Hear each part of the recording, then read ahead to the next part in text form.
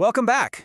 We've spent a ton of time digging into the theory behind spectrum analysis, but now it's time to get our hands dirty. In this explainer, we're totally shifting gears. We're going to cover the essential, real-world stuff that separates a casual measurement from truly professional, reliable RF testing. And just so you know where we are, this is part 8 of our big 10-part series on RF testing with a spectrum analyzer. We're officially moving from the what to the how, the critical, hands-on details of getting a good setup and staying safe while you do it. So here's what we've got on tap. We're going to start with the absolute bedrock, making the right connections. From there, we'll talk about calibration, which is all about trusting your tools. Then we'll hit the super important topic of RF safety. And we'll wrap up with the final checks and little variables that can honestly make or break your measurements.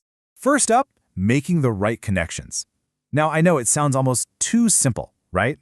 But listen, you could have the most expensive, top-of-the-line analyzer on the planet, and if your physical connections are sloppy, your data is totally worthless. This really is the foundation of everything. So let me ask you this. Are you positive your connections aren't secretly sabotaging your accuracy? Because every single adapter, every slightly loose cable, every impedance mismatch, that's when electrical resistances don't line up. Well, each one introduces errors, signal loss, and reflections that can completely ruin your results. And wow, just look at this collection. You've got BNC, N-type, SMA. Each one is built for a specific job. But the most critical thing here, the number one takeaway, is impedance matching. If you mix 50 ohm and 75 ohm gear without the right matching pad, you're just asking for signal reflections and power loss. It's going to skew everything. So there are basically 4 golden rules for professional cabling. First, use good quality cables. The cheap ones have more loss and terrible shielding. Second, and this is a big one, apply the proper torque. We'll get to that in just a second. Third, use as few adapters as possible. Every single one is just another place for things to go wrong. And last but not least, always double-check that your connections are tight before you start. And this right here, this is the point that almost everybody gets wrong at some point. You can't just crank down on a connector by hand and call it a day. If you over-tighten it, you'll damage it. If it's under-tightened, you get a bad connection that reflects signals. The only way to get reliable, repeatable measurements every time is to use a calibrated torque wrench, period. All right, so your connections are solid. That brings us to the next big question. How do you know you can actually trust your tools?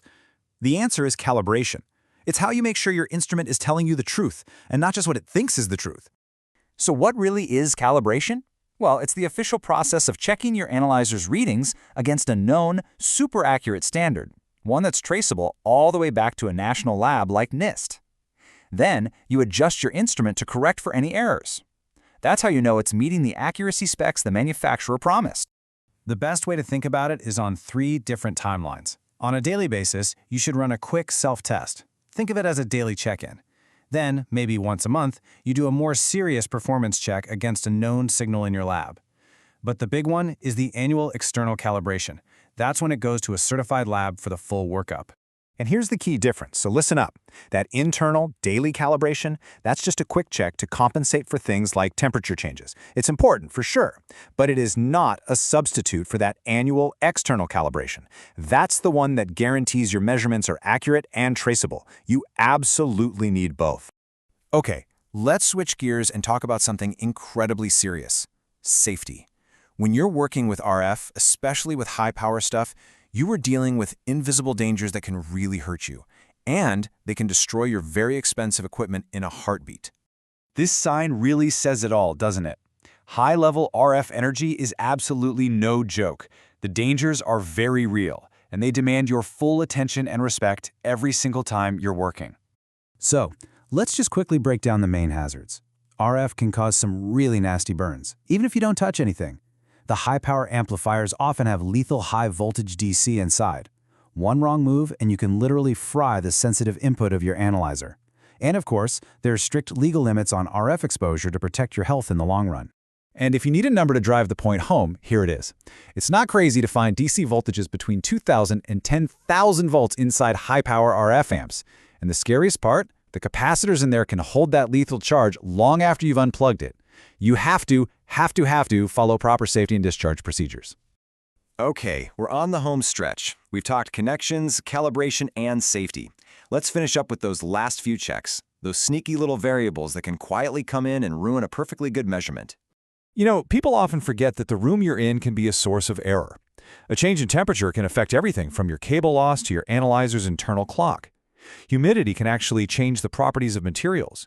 And nearby electromagnetic interference, from a cell phone or even a fluorescent light, that can get in your measurement and show up on your screen as a signal that isn't really there.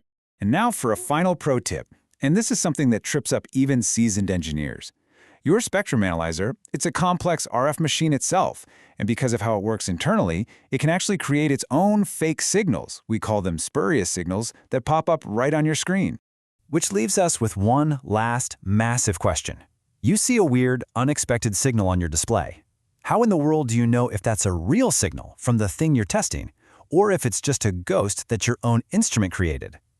Figuring that out is one of the keys to being truly confident in your RF analysis.